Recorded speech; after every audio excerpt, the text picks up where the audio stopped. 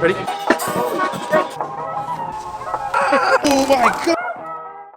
What's up guys, I'm Brandon. If you're new here, I go to college in China. I'm a rising sophomore living in SoCal, and today's video is about the situation regarding COVID-19 this upcoming semester. My college just sent an email with all the info. Could we go back to school this fall, or would we be stuck at home for another round of Zoom University? Well, the answer came a couple of days ago on July 15th. Kinda. Because my college is based in China, the situation there is a little different than the colleges in the US. Let's look at the email. Update concerning fall 2020 semester. Oh.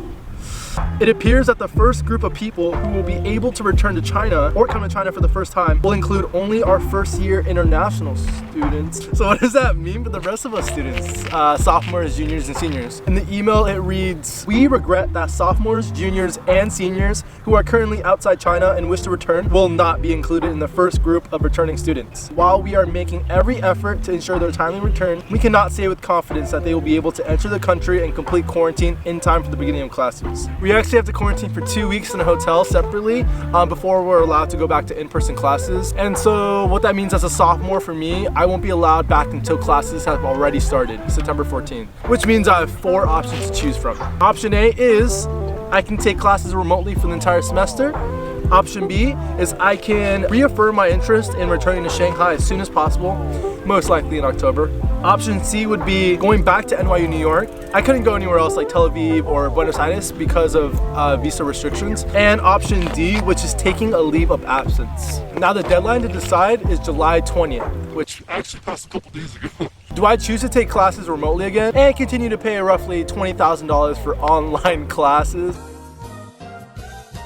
Do I go to New York where there are still cases and there's potential for me to be sent home again like last semester? Do I wait to go back to college in Shanghai, where when I go back I'll be back during midterm season and only have 2 months remaining for the first semester? All these options kind of float around in my mind. The good part, the options aren't binding. So I chose option B for now, but things may change, so we'll see.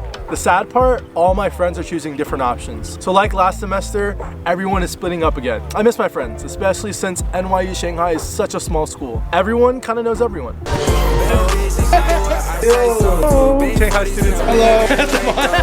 Now let's weigh the pros and cons for all options. Option A is taking online classes. Number 1, I get to stay home virus free, kinda. Number 2, I get to spend more time with family. Number 3, I have more time to make money at home and save money. Number 4, I get to pursue my passions and grow my channel. And number 5, I get to save a lot of money on housing and meal plans. The cons are I'm paying close to $20,000 for online classes. That's not really worth it in my mind. Do you know what you can buy for $20,000? 2,222 packs of frozen meatballs from IKEA. Meatballs! Or 909 admissions to the Ontario Science Center. Number 2, I learn a lot better in person, so I wouldn't really learn as much as an online class. And number 3, I don't get to explore China again. And 4, I'll be stuck at home.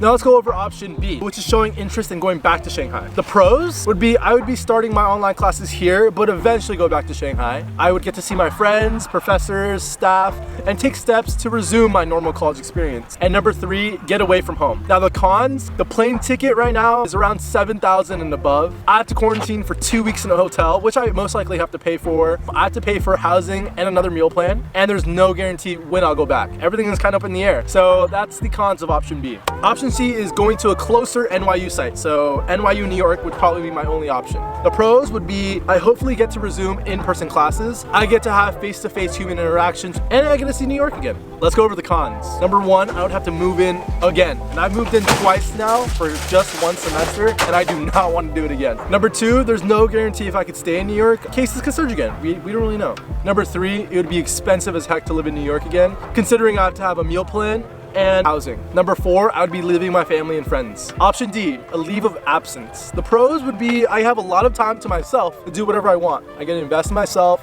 save money for another semester that would be in person. The cons would be no school, plus I'd be behind a semester. I don't think there's a correct answer as there's pros and cons of every option, but I totally believe that everything happens for a reason. But yeah, I just wanted to create this super short video about an update for fall 2020. Sorry for the clickbait title.